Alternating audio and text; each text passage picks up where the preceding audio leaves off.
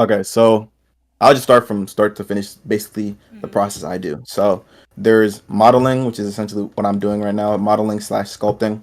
Um, there's different ways to model. You can model through sculpting. You can model through um, kind of placing points. They're called vertices within the program in 3D software. Placing points point by point or faces face by face to make a model. There's those two avenues. There's more avenues, but those are the primarily ones that people do use. Um, on top of sculpting slash modeling, there is, let me think, retopology.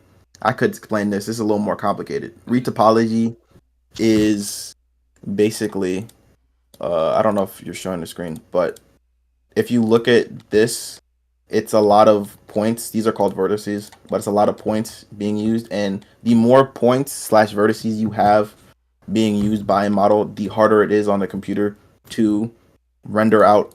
Um, not, let me not use render to basically move the model. It's more intensive on the computer to move the model in your animation. So you want to reduce the amount of load on your computer as much as possible while also maintaining the shape and form of said model. That's the primary purpose of retopology.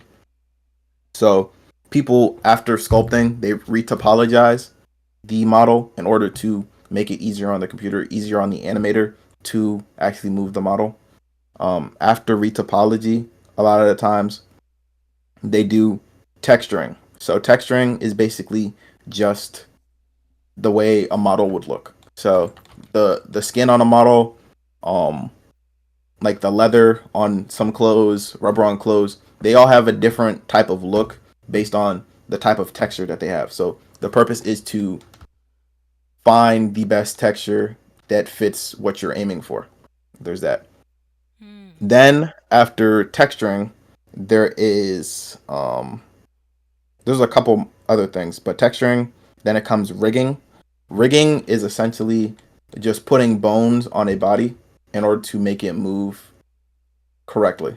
So on a face, for example, you would have the eyes would have some bones that move, the nose would have some bones that move, the mouth would have some bones that move, the eyebrows and the forehead would have some bones that move, all in order to give the illusion of this model is actually alive. So that is the whole purpose of rigging, to make it the most like alive feeling as it can, through the use of like 3D bones and all that. Now after rigging, you would go to the rendering side. So the rendering side has a couple of things that goes through the process. So you have just the in general your renderer that you go through. So there's in Blender there's a couple different render engines. Some engines work better than others. For example, if you want to make something more anime-esque, something more stylized, you would probably render in Eevee.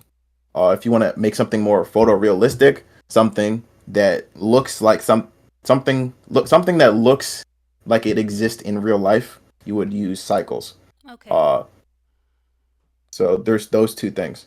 Now, among those two render engines, there's a bunch of different things that you would do in order to bring out the best um, scene for either of those renders. So there's lighting. There's some lighting that works in photorealistic renders. So for cycles, there's some lighting to make it more natural looking that could work. That's that one element.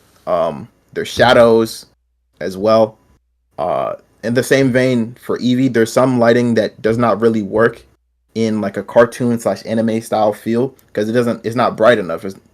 So it's in those stylized environments, the world isn't real. So you have to kind of bring out what makes the most sense for those environments.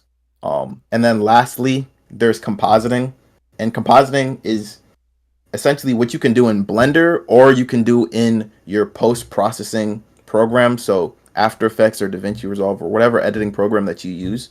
The compositing is basically the last step. That's what the movies do. That's how they make those 3D spaceships or 3D tanks or 3D battleships all fit within the scene to make it look real. So you blend it. You would make sure the lighting is correct for the mood that you want. On top of already the lighting that you did in like your original scene, but there's just additional elements that you put on to basically put the entire project together. Wow.